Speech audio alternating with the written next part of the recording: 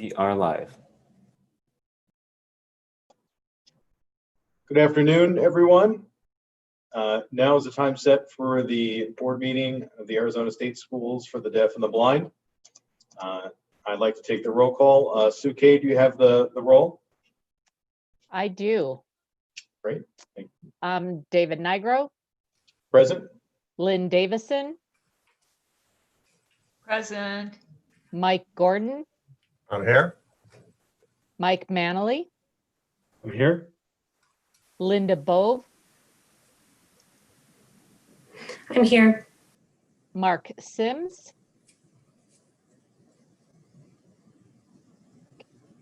Dean Howard, Shelley Herbold, Present. and Suke Kneipel is present. Thank you, Sue Kay. The first item on the agenda is 1.02, call to the public. Call to the public on agendized items. So as we've been doing for the last few months during COVID, we've accepted public comments via an email system. I believe we have one of those, and Sue Kay, can you read that comment?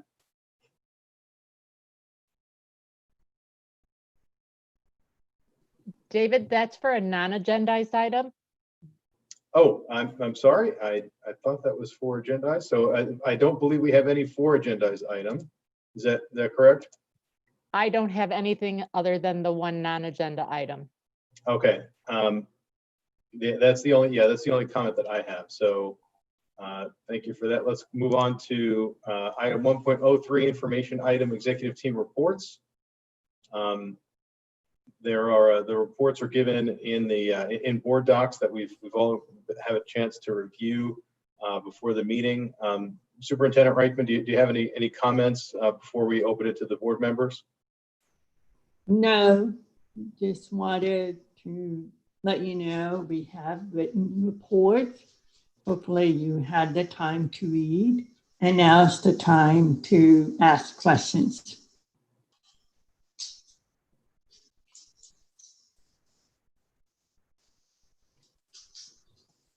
Okay. Are there any board members that have any questions about the reports that we were given, in particular human resources, information technology, or operations?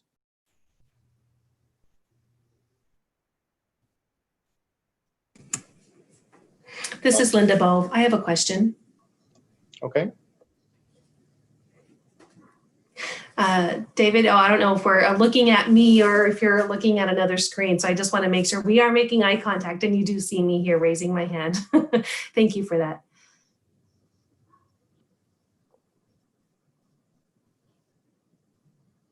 I would like to take some time to read all of these reports. I feel like I'm reading a novel. And I did enjoy reading all of these reports. It has been wonderful to see the agency and the staff and how we've all managed to cope with COVID-19 and to adapt through all the changes.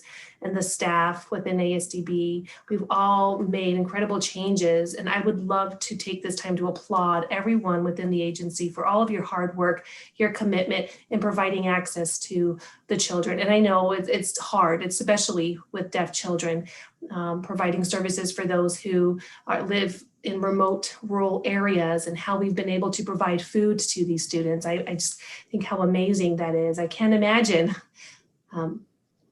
how the students would survive without everyone here. We've been a great team. I would like to take note to hear a video that I saw.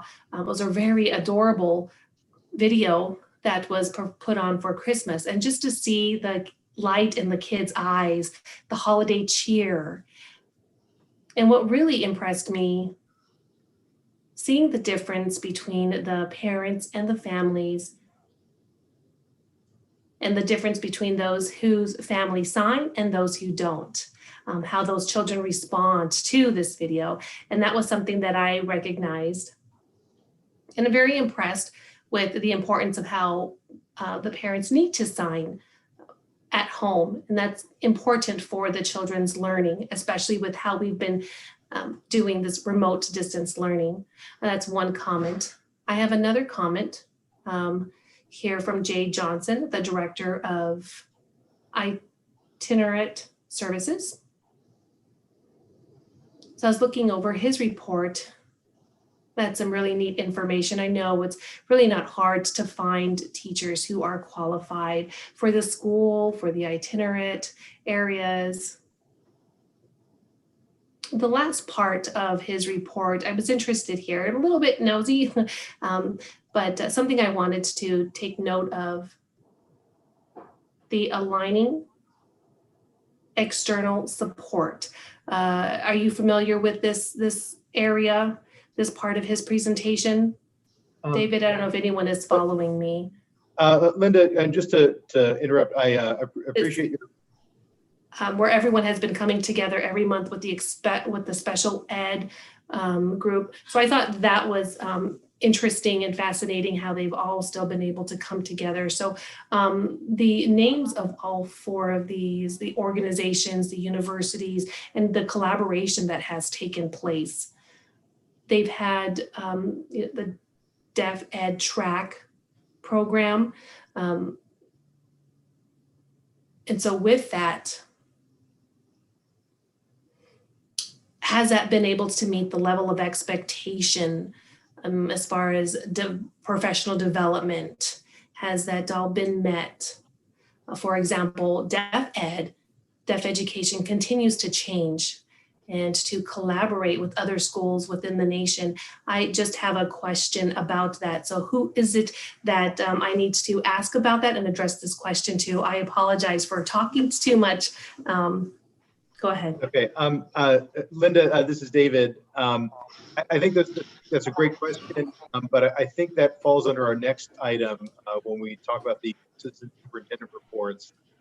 This item is the executive team report, so it's just limited to human resources, information technology, and operations. Okay, thank you. Oh, no problem. We'll hold that for the next item. If there are any other board members that would like to comment on the items from 1.03.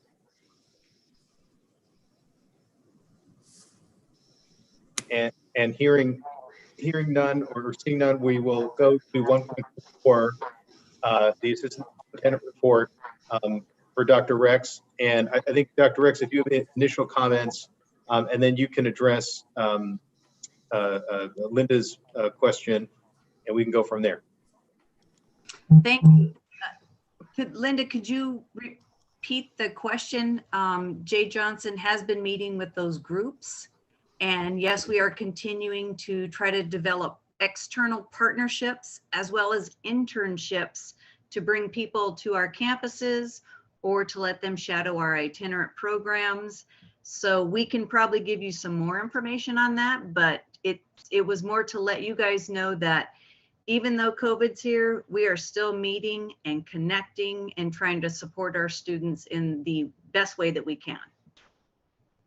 Does that help answer your question?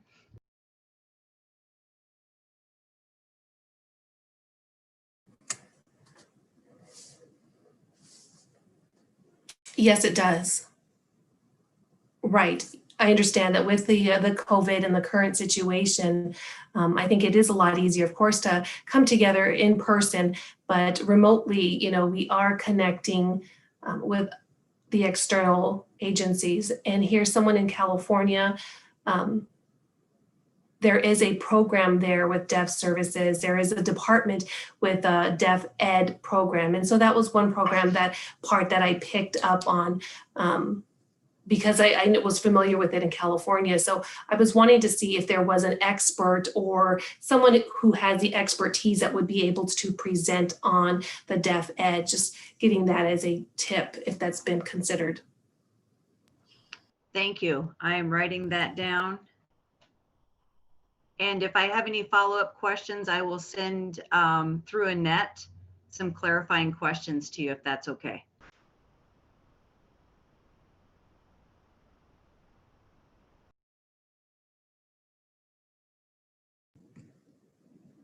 Okay, I also do have another question The University of Arizona, I'm not familiar with them, but I know that ASU does have a teachers program.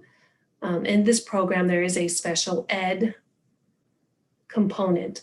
Now, with COVID, I've lost my connection as far as who is the contact person or the director of this program within ASU.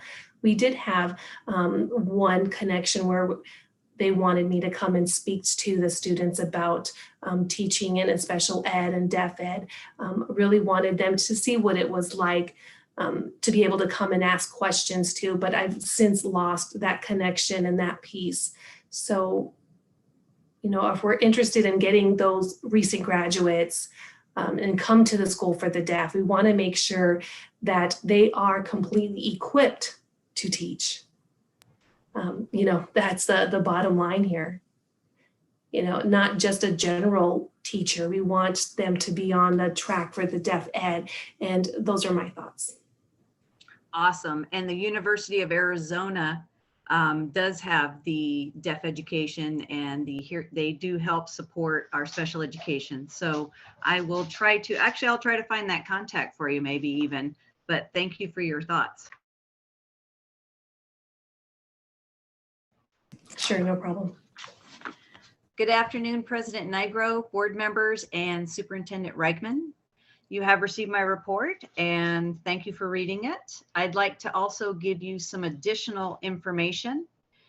In our co-ops, we are continuing to work on our redesign with the focus on delivering student services. Some of our districts are still in person. Some of us are doing work remotely. We are still serving students in the co-ops, depending on which way the districts want us to work with them. We are also meeting weekly to align our procedures, and we continue to collect data on what is working well already within our co-ops and establishing protocols to ensure that we have these protocols in a statewide equity format. I wanted to give you an update on the DVR director search. This week, there is a team that is scoring applications, and interviews will begin at the end of the month, around the 1st of February. So far, the team has 19 applications and 14 resumes for the director of DVR position. The PDSD and ASDB Tucson campus students are being served remote.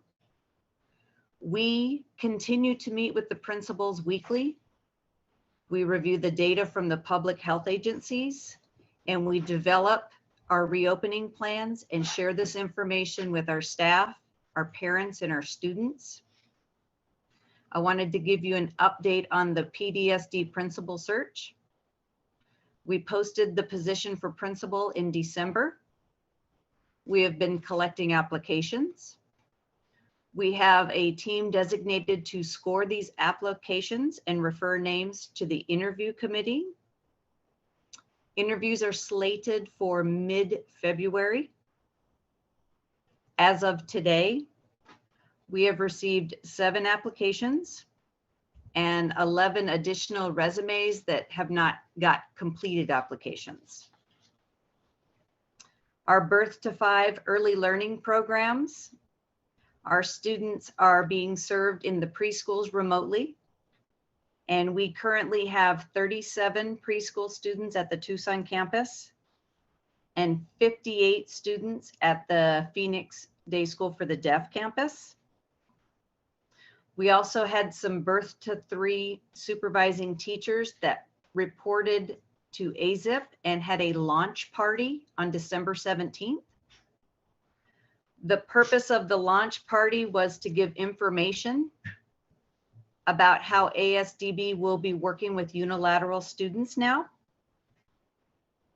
There were 46 participants at this early intervention provider meeting. And we are happy and excited to watch our unilateral services grow in the coming year. My final goal for you is to hopefully bring a DVR director candidate, as well as a PDSD principal candidate to our March board meeting. And that concludes my report.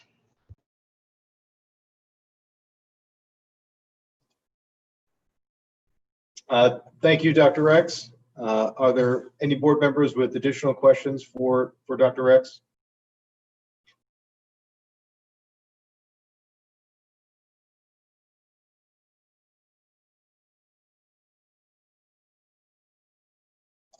All right, seeing none, we can move on to the next agenda item, and that is 1.0. Linda here. I'm sorry?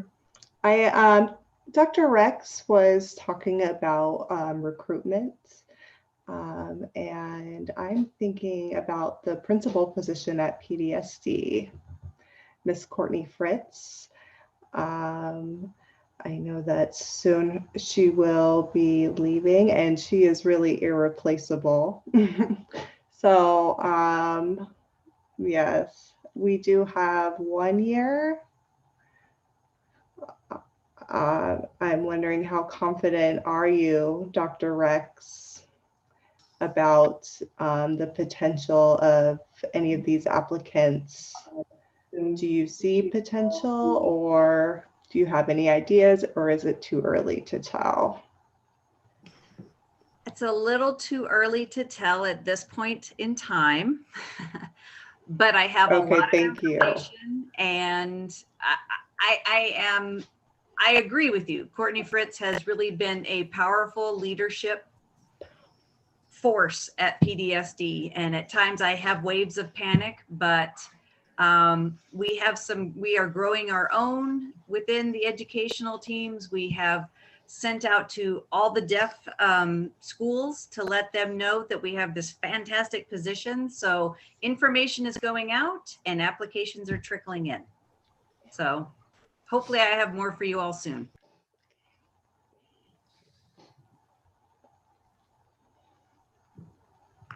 Thank you. All right, thank you. We will now move on to item 1.05, information item, superintendent's report. Superintendent Reichman. All right, thank you. Good afternoon, President Nigro, members of ASDB board, Assistant Superintendent Rex, and those of you watching us, the ASDB community. Welcome to our January 14th, 2021 board meeting. Happy New Year. It is 2021. I'm happy to see you all here. This afternoon is my annual State of the Agency report to the board. So my presentation will be a little bit long, but hopefully you find the information interesting. I'm hoping to engage your interest. And of course, I am starting with the story. So long ago, there was a master sat down with his favorite student. He told his favorite student he had a story to share with him. And the reason that he wanted to share this story of two minds, because sometimes the teacher felt inadequate because of other persons and causing him to feel he was much used. So in telling the story to the student of the two minds, he starts with,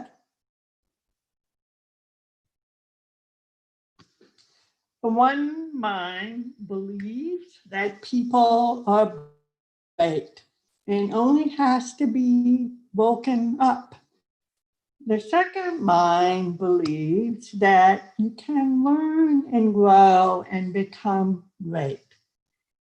The first mind believes that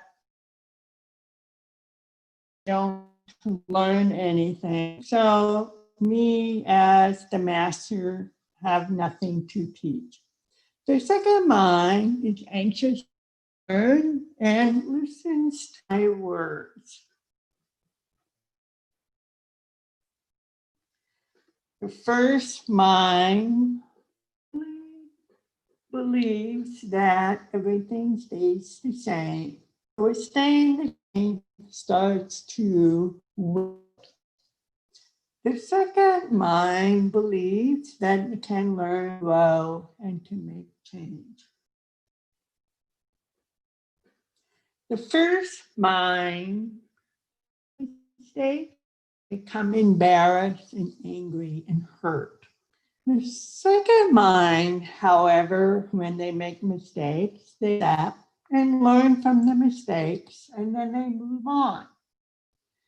The first mind, when they see success of their friends, they become jealous of them. The second mind, when it sees success of friends, feels inspired and learns from their experiences. The first mind believes that there's no way of moving forward with work. But the second mind believes the only way forward is to work. The first mind believes there are no changes. The second mind believes must change. First mind believes that the world is the same all the time. The second mind recognizes that the world is constantly changing.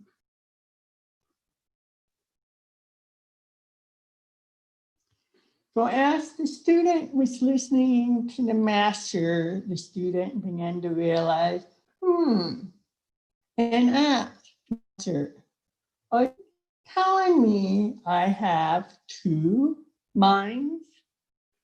And the master says, yes, you have two minds.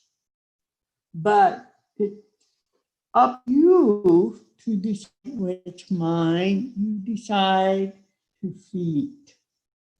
And I think that's a great metaphor that we have here about the fixed mindset and the growth mindset.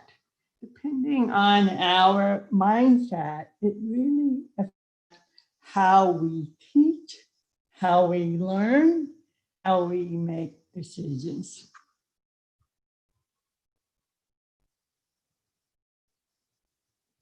So when I became the superintendent in the summer of 2016, I had a really simple 4-year plan. At that time, I recognized that ASDB had just been through social times, that trust had been breached, and that I had to learn as a superintendent. So my 4-year plan was this.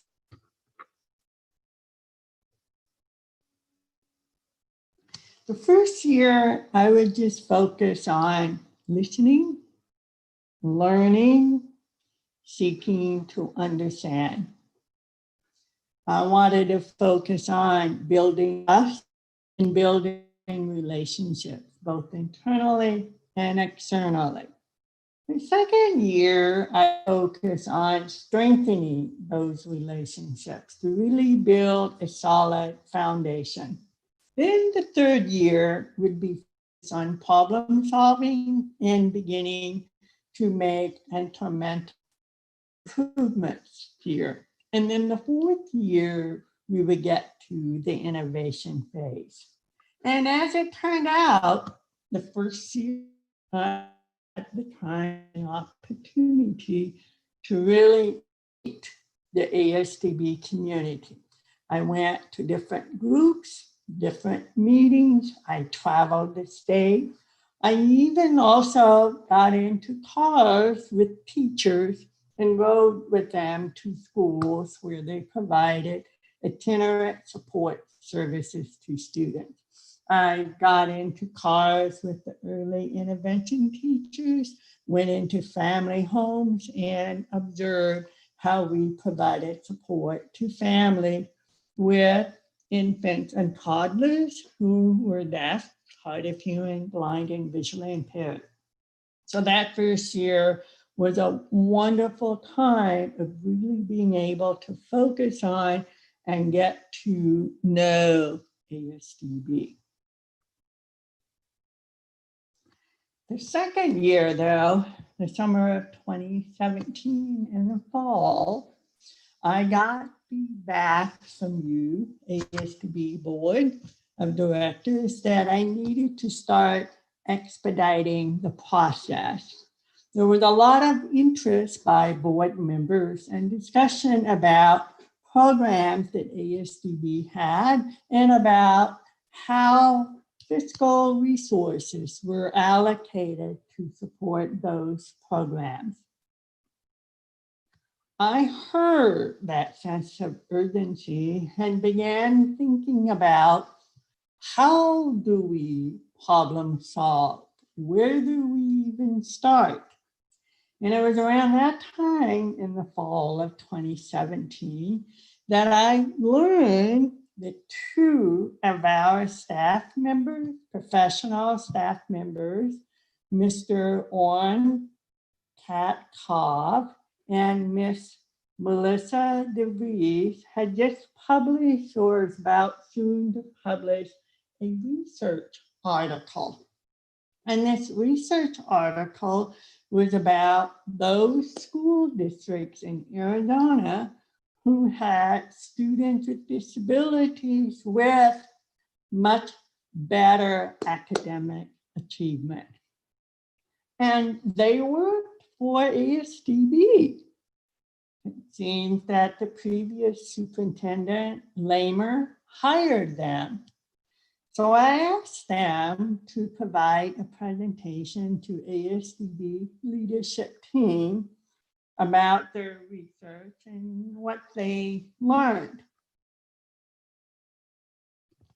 The research that they conducted was that they looked at all of the school districts in the state of Arizona and charter schools. And they identified those who seemed to be doing much better with academic achievement with students with disabilities. And they identified, I think, 32 school districts. Of the 32, they were able to go out and interview 9 school leadership teams. And in collecting that data, they were able to analyze what were the common characteristics of those school districts. We know that often students with disabilities, including students who are deaf and hard of hearing, blind and visually impaired, and deaf-blind, are behind their peers, other students without disabilities. We also know that for those students to succeed, they really have to have 2 things. They have to have full access to the general curriculum, and you have to have high expectations. You really have to believe these students can succeed. So in analyzing the school districts, they identified 6 common characteristics. What were those common characteristics? They were a culture of high expectations, highly effective teaching strategies in the classroom, frequent data collection, and decisions being made based on that data.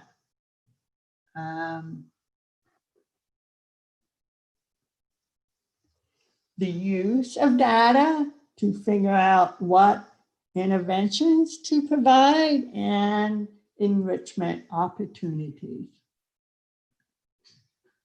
core instruction, spending time on core instruction as much as possible, meaning English and math. And 6, effective leadership. Those are the common core characteristics of those school districts. So then the question becomes, ASDB, how do we become like those school districts? How do we provide the best education and supports to our students? So with that question, we made the decision to use the advanced ed accreditation process. That accreditation process really gave us a roadmap as to how we can improve our education and our systems in providing supports to our students.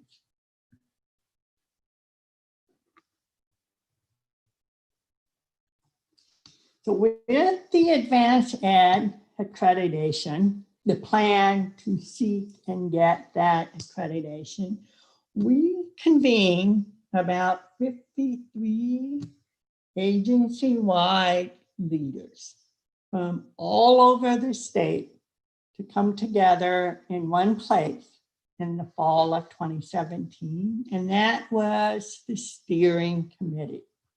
And during that steering committee, we set up tables, and we had 6 or 7 people sat at each table, and we did an analysis of our effectiveness as an agency.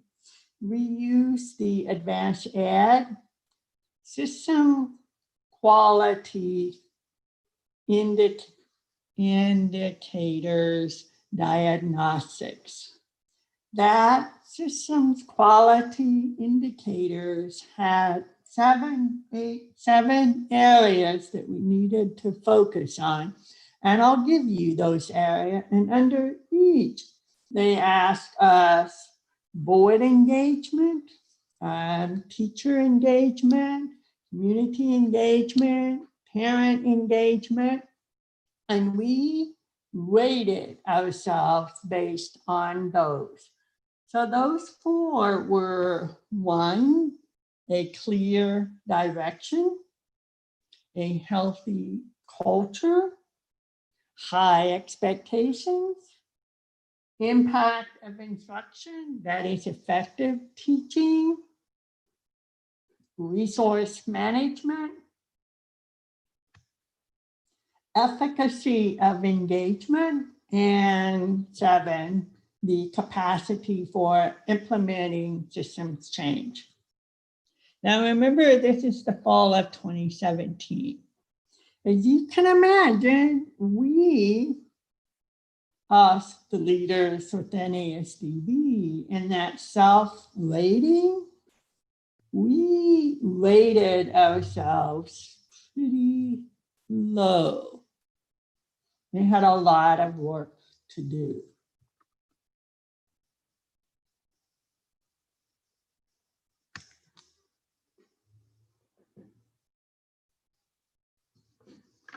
So we decided to use advanced ed. They had 3 focus areas for us.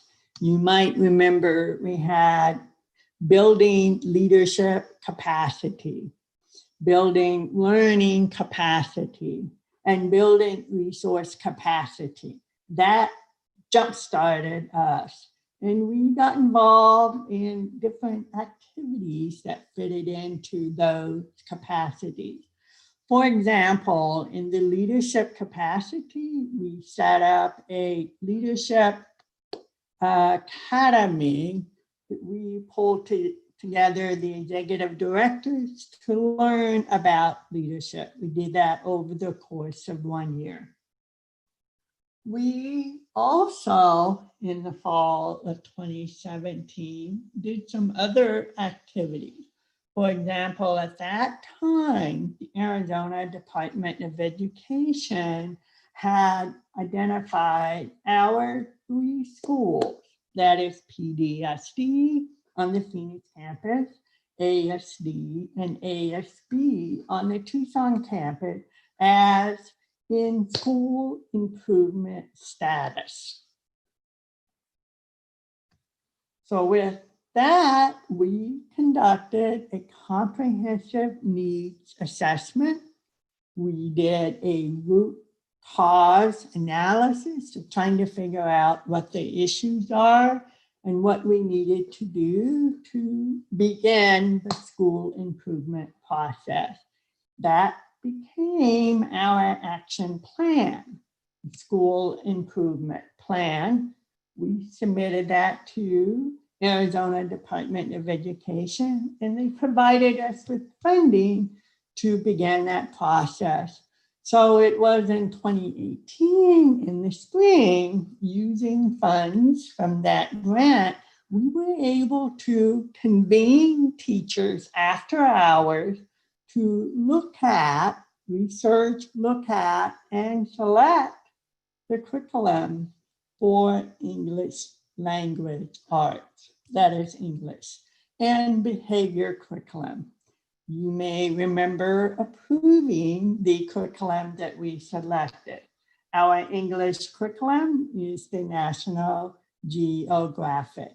We were able to use those funds to train our teachers, train our leadership team, to bring people together during the summertime, and then in the fall of 2018, to roll it out. All of our English classes had the National Geographic curriculum, and we went from there.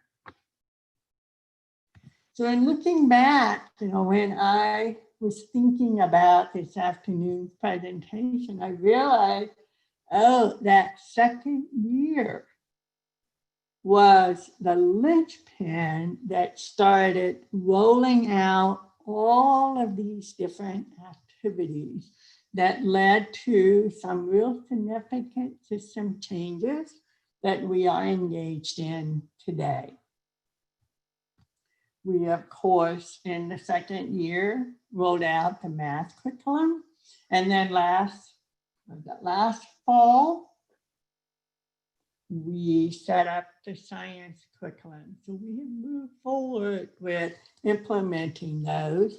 And I believe in our March 2021 board meeting, we will be asking you to approve the social studies curriculum. I think I will check on that.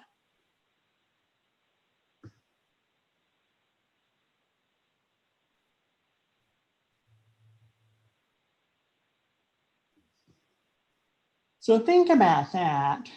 And that's just the tip of the iceberg. And of course, last year in March 2020, our world changed with the COVID pandemic and the need to really address those new challenges. So in the last year, we've had to become problem solvers to try to figure out first, how do we keep our students and staff safe, that we don't transmit the virus on campus and with each other? And second, how do we continue to provide education to our students, both virtually and in person, when we were able to go back to school last fall, to do the hybrid approach, the in-person and the virtual at the same time. And we have met the challenge. So to some extent, we've had to redirect our energies in meeting those challenges in the last year. All of this, of course, has caused a lot of stress on the system, on our teachers, our staff, our students, a lot of stress. And if we hadn't had the glue to hold us together, that glue of trust, strong relationships, collegiality, collaborative problem solving, we may not have survived. But we have survived, and we will continue to survive. And in some instances, we've been able to move on with system changes.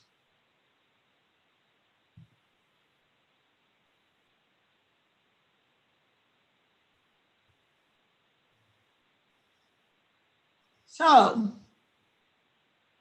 that means we have completed in building our foundation. If we look at ASDB with the metaphor of a house, if you remember early on, I talked about the foundation or the bamboo tree with the strong roots. We have finally achieved that. We have those roots that are deep enough and they're strong enough where the house metaphor, that foundation is there. We're done with it. We've just started building the frame of the house. And that frame of the house is the 4 pillars that you board members have identified for ASDB.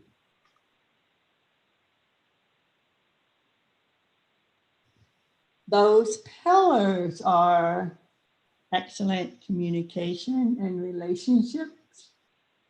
They are outstanding student development. They are superb organizational culture, and they are effective resource management. So with the foundation and the pillars and the frame of the house, we are now beginning to do innovation. Awesome. Understand, of course, with innovation, it means we have to take risks. And we won't take risks if we don't feel trusted, safe, and secure and supported. We have to have that sense of security and support. And we won't take risk if failure is not an option. Risk means occasionally failing now and then. And with the growth mindset, we will learn from those failures and move on to even greater success.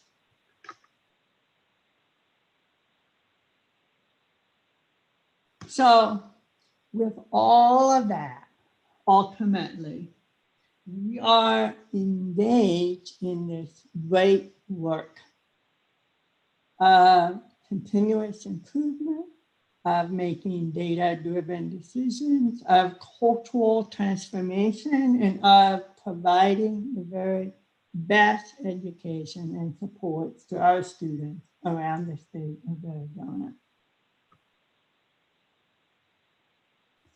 There are many, many more examples of system changes, including the early learning program, the itinerant services program, the ODD, the Organizational Development Division, the Information Technology Group, the operations, which includes transportation, food, risk management, and whatnot. Many more system changes.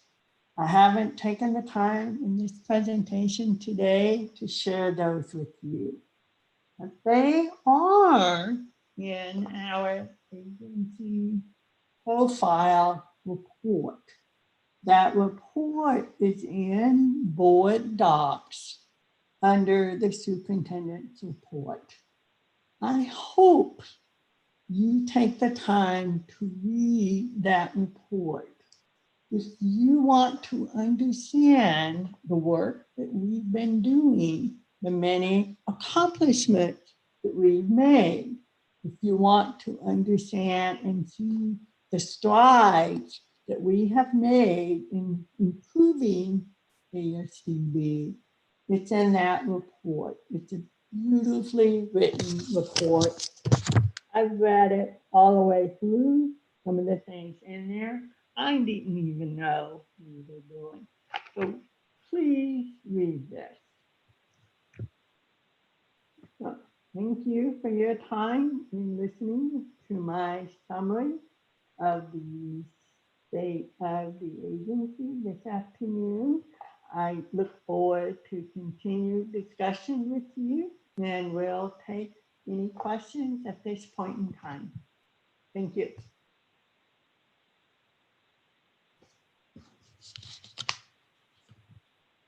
Thank you, Superintendent Reichman. Are there any questions from the board members for the superintendent?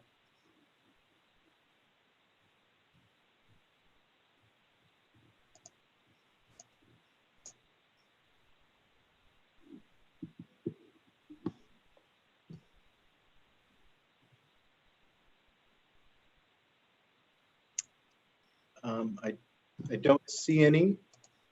So again, thank you, Superintendent Reichman, for the report.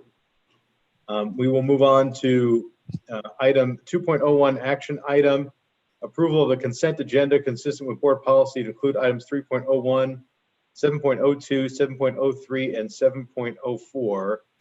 Is there anyone that would like to remove any of these items from the consent agenda?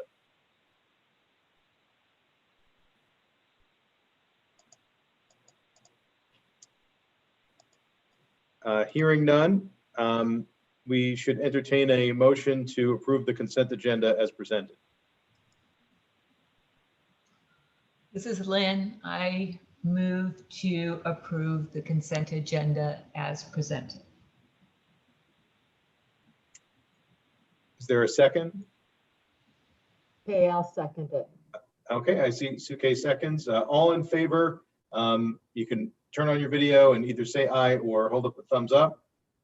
I'm holding mine. See Mike and Linda, I'm in. Suke, and Lynn, and Mike Manley and Shelley. Thank you. Looks all opposed, and the motion passes. Thank you. We'll move on now to item 302, action item, approval of new district agreements. Assistant Superintendent Rex.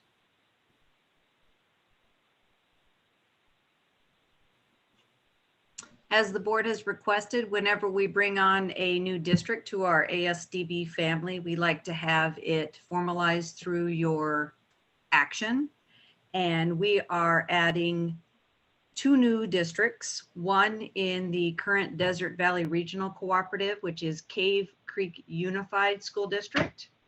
And the second one is in the Southeast Regional, and it is called City Center for Collaborative Learning. It is a charter. So at this point in time, I am looking for a motion and a second to bring these new districts into our ASDB family.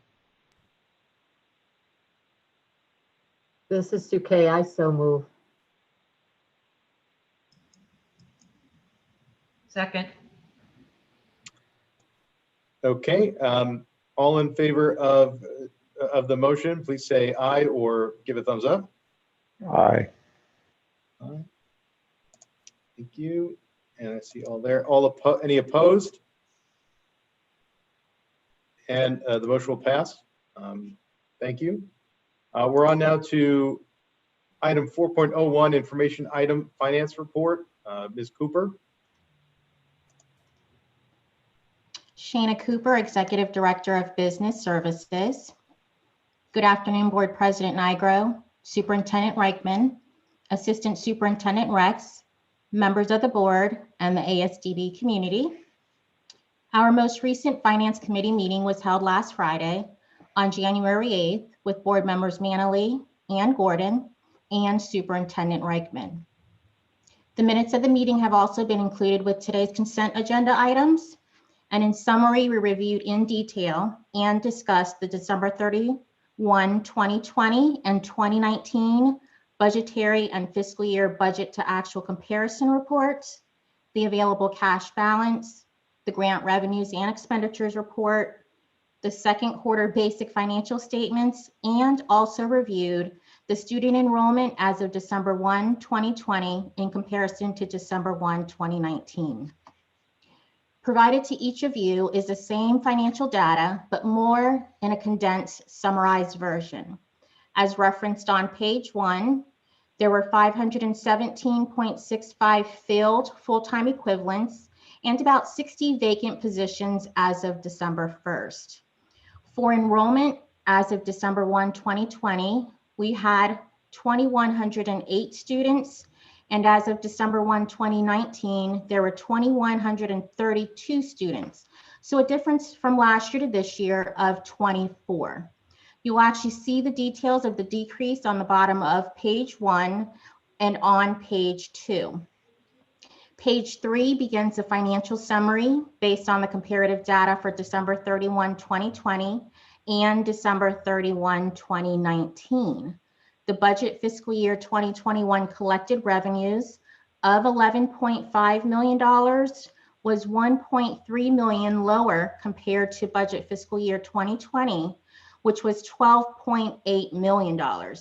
That decline is primarily from the decline in the federal and state grants, Medicaid revenues, rental income, as well as the gifts and donations that we've received thus far. As it relates to our expenditures as of December 31, 2020 are at $27 million, which is higher by about 1.3 when we compare last year's amount to the 25.6. Most of that is related to payroll, and that's because we had 14 pay periods this budget fiscal year compared to the 13 pay periods last budget fiscal year. There is a $1.8 million increase in our encumbrances, which include our requisitions and purchase orders. And that increase is about $2.05 million, and that's related to the purchase orders for rent, water, electricity, janitorial, as well as telecommunication charges. We've also began to initiate purchase orders to the school districts for our tuition reimbursements that are owed for our regional cooperative students. We've also worked with ADOT to order the vehicles for the agency fleet replacement that relates to the $1 million allocation from the Governor's Emergency Education Relief Fund established by the CARES Act. You'll see on page 9 the budget status report. And so far, 6 months into the budget fiscal year, as of December 31, 2020, we are showing a deficit of about $4.4 million. When you compare actual revenues of $22.6 million, again, that's collected revenues plus what we've expended in general fund appropriations. You can compare that to our actual expenditures of $27 million. And what that means is we've had to use our June 30, 2020 available cash balance, which is at that time $11.2 million.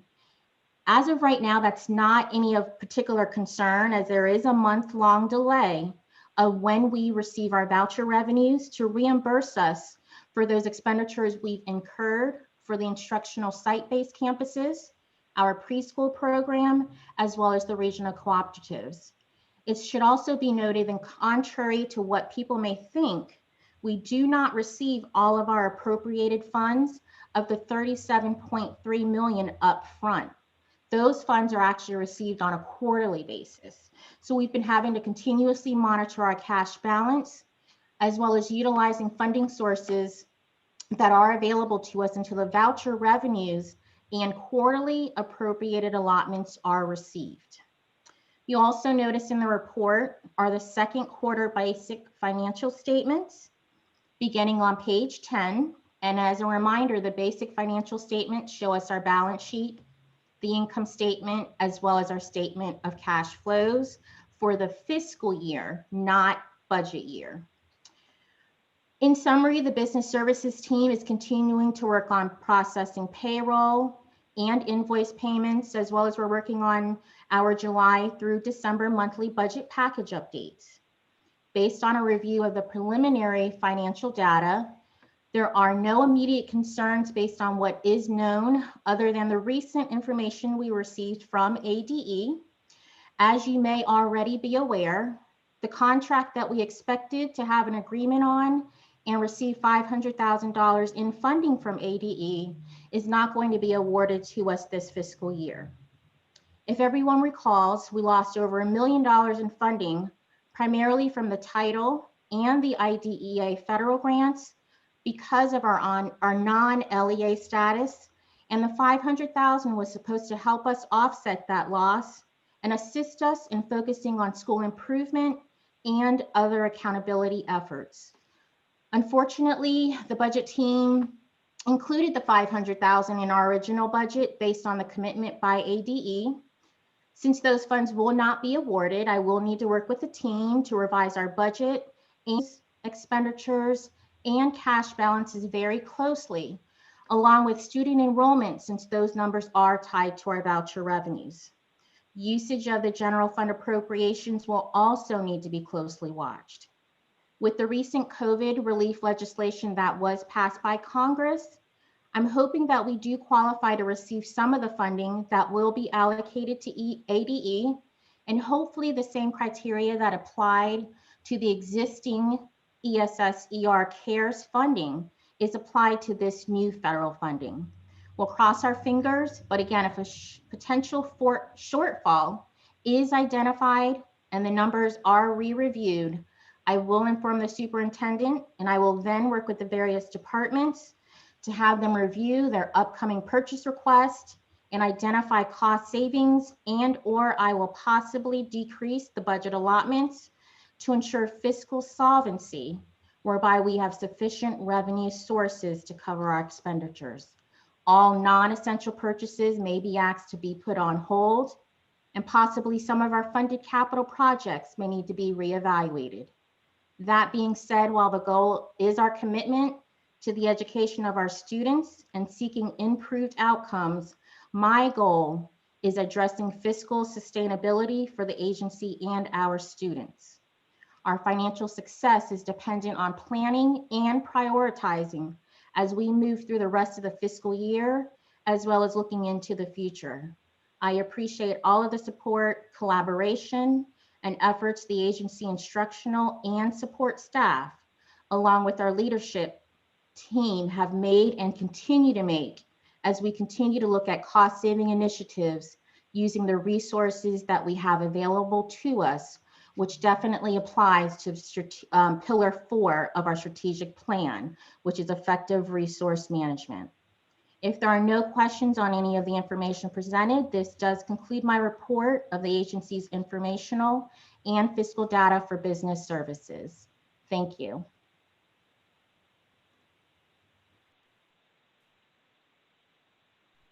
Thank you. Are there any questions for Ms. Cooper?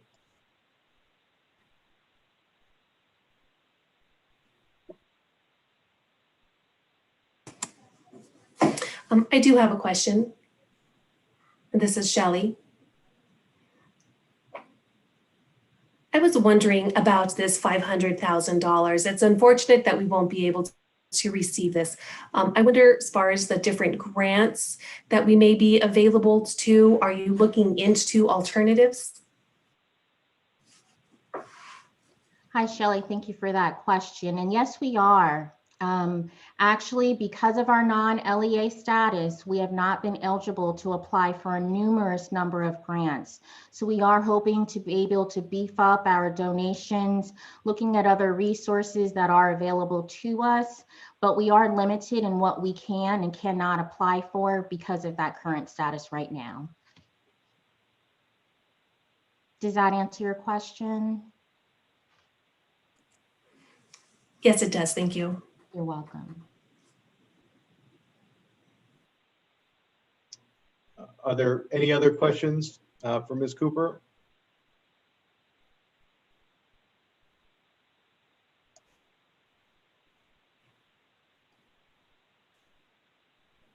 Okay, thank you, Ms. Cooper. We appreciate your report as always. And next up on the agenda is item 7.01, information item, introduction and possible discussion of policies GDJ, GCS, GCF, and GCBC. Ms. Murphy? Good afternoon, Board President Nigro, members of the board, Superintendent Reichman, Assistant Superintendent Rex. You all have before you the red lines of the aforementioned policies. I have not heard any feedback from the board members at this time, and the policies were posted on the website. I have not received any feedback from members of the public. And at this time, I would like to make myself available for any questions.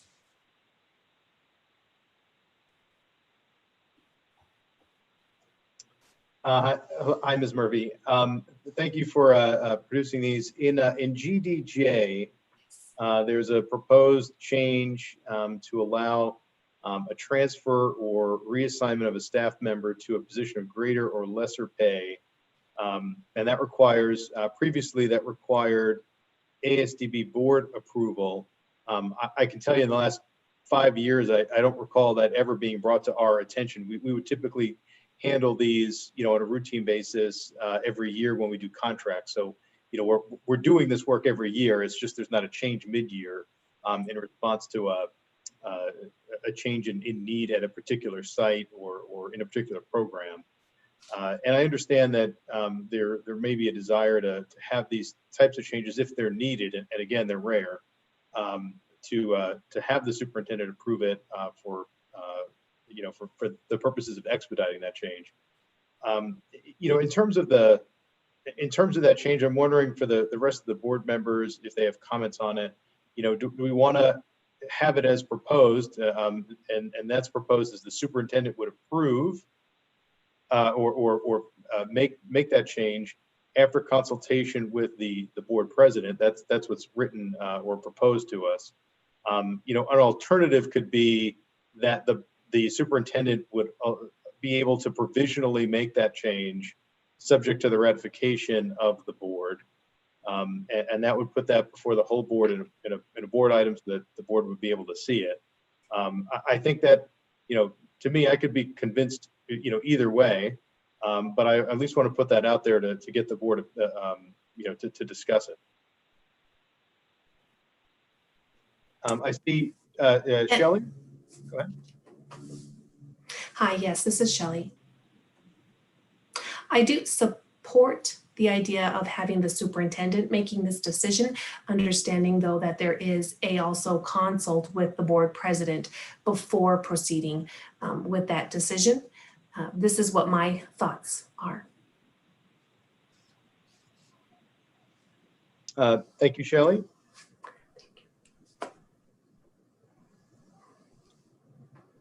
Is there anyone else that would like to comment on this change?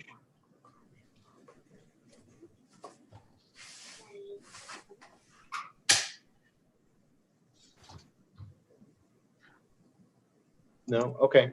All right. I wanted to make sure that we looked at both options, because it is, it is a change there. So I want to make sure we looked at both options and we can get some feedback from Ms. Murphy if needed. This comes up for second read at the next board meeting. So, we can change it prior to implementation. We just want to discuss it now. That's our purpose of first read here, that we all get to discuss any potential changes and then we can go forward with it at a later time when it comes up for approval.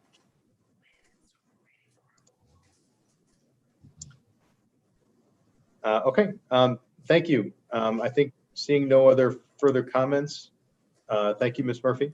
Thank you.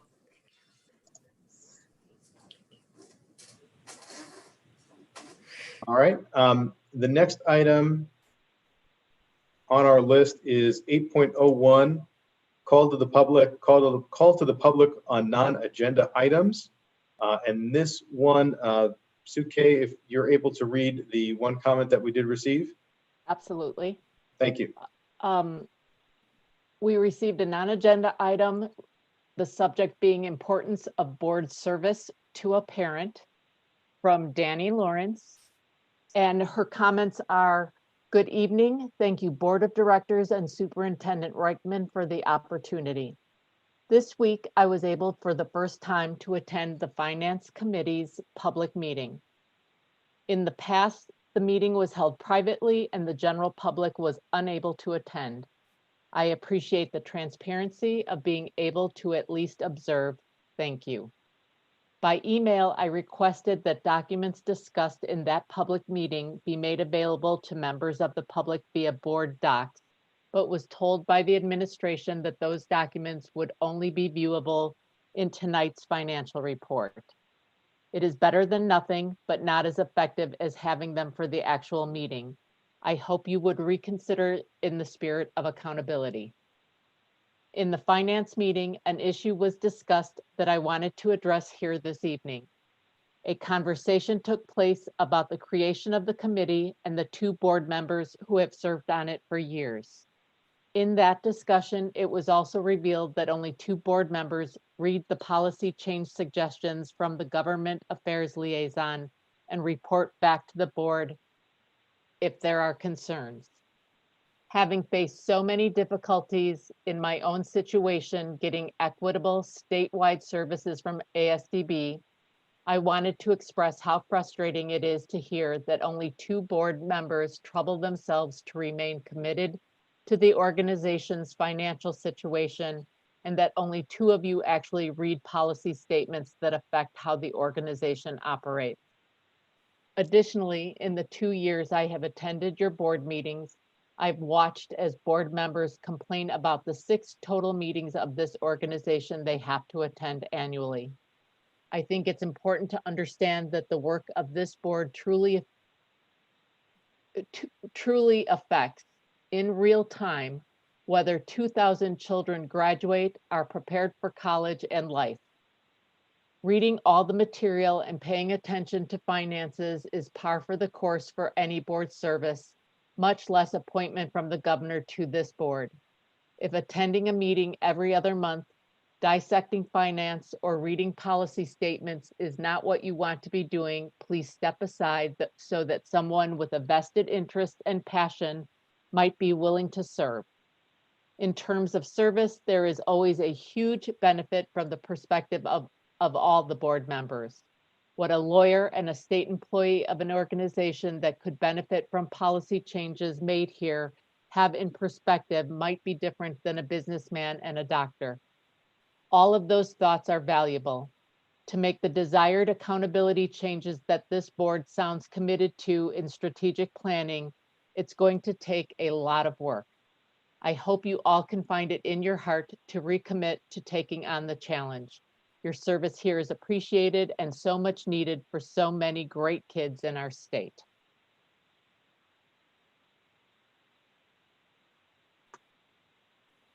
Thank you, Sue Kay.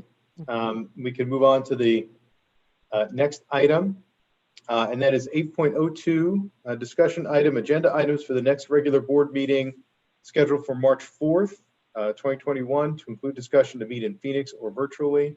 I guess the first part of this, I'd like to ask if there are any particular issues or items that board members would like to have placed onto the agenda for the next meeting on March 4th.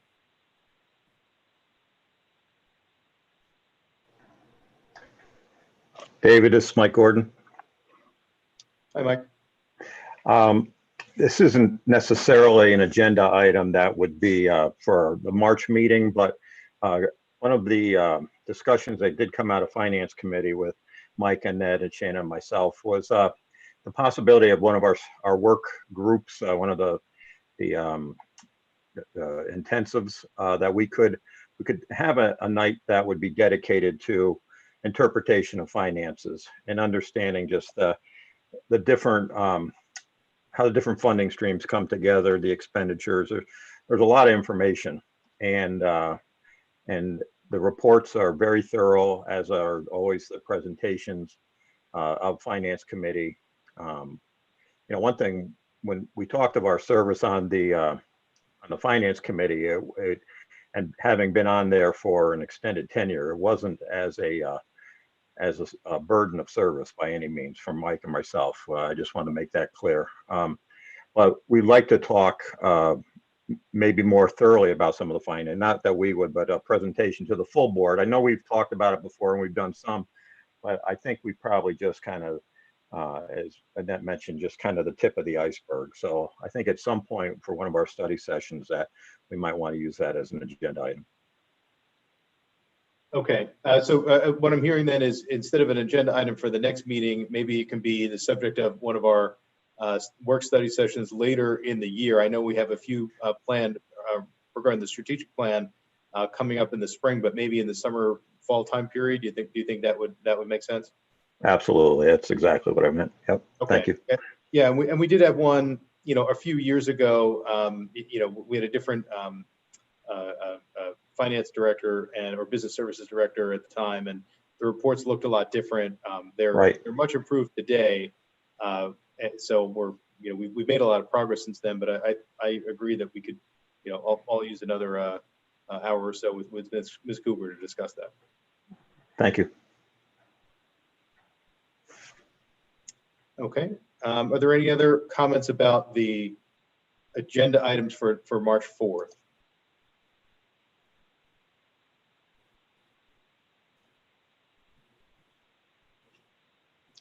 Okay, hearing none, the next, the sub part of that is going to be where to hold it, whether we're going to meet in Phoenix, whether we're going to have it in person, whether we're going to have it virtually, whether we can try a split, hybrid in person and virtual. I know we did that with some success in a prior work study session late last year.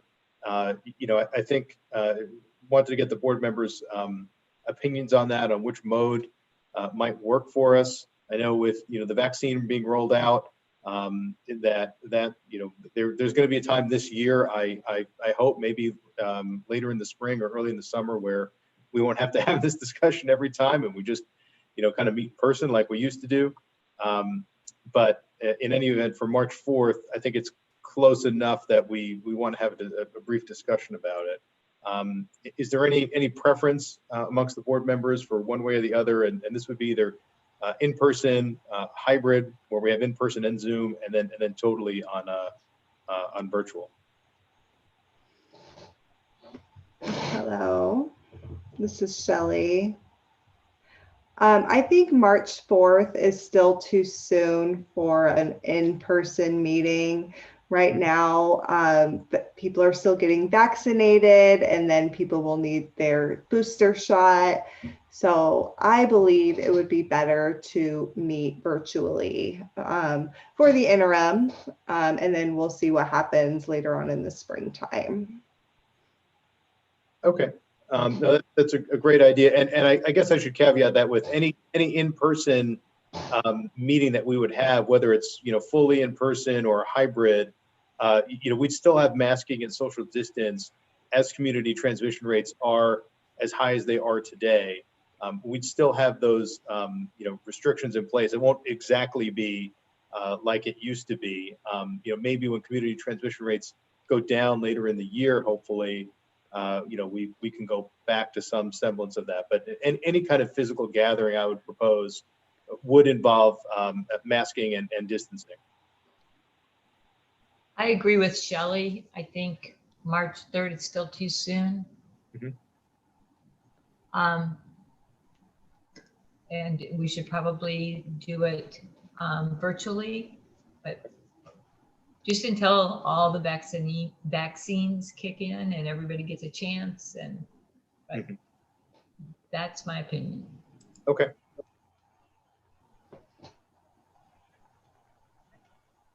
This Gordon, I agree, David.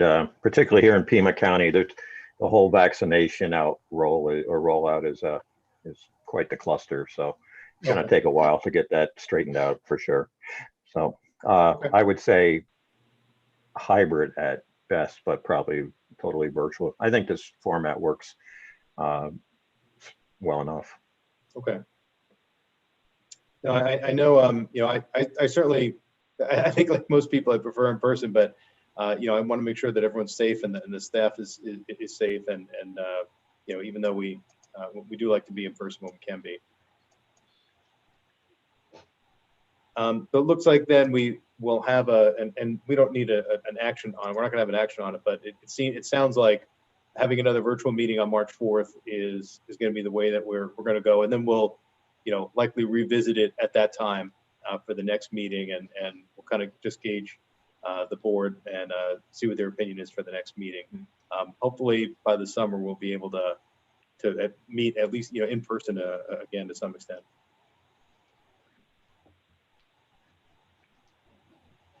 Okay, the next item is an action item 9.01, adjournment. Do I have a motion to adjourn? I move to adjourn this meeting. Is there a second? A second. All This in is Linda. favor? Linda, all in favor? Aye. Great. And any opposed? No. Great. Excellent. Thank you so much, everyone, for your time today. I really appreciate it. Next board meeting is usually the March is very full, so we'll be prepared for that. And thank you so much. And thank you to the production staff, the interpreters, and everyone that was able to produce this and distribute it. I think you've gotten pretty good at it over the last year. So thank you again. Thank you, guys. Have a good Same night. here.